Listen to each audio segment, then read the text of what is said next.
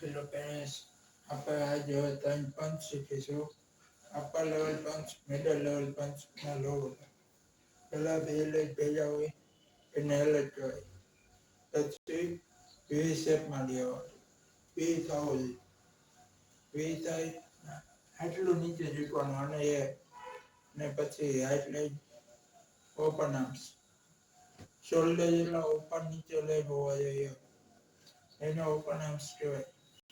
આપણે હવે 3 બ્લોક શીખ્યા. 3 પંચ. પંચ પોઝિશન 1. અપર લેવલ પંચ નોઝની સામે લાગે. 2, 3, 4, 5, 6, 7, 8, 9, 10. હવે નવો પંચ મિડલ લેવલ પંચ. એ ચેસ્ટની સામે લાગે.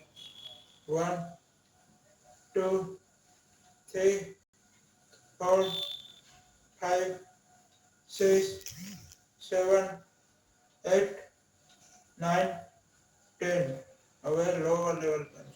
લોઅર પંચ 1, 2, 3, 4, 5, 6, 7, 8, 9, 10. આ 3 પંચ હતા. જેવી રીતે આપણે 3 બ્લોક કરી એમના 3 પંચ આવે. અપર લેવલ બ્લોકનો અપર લેવલ પંચ, મિડલ લેવલ બ્લોકનો મિડલ લેવલ પંચ, લોઅર બ્લોકનો લોઅર પંચ. સમજાય છે?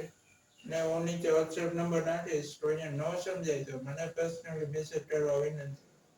Thank you.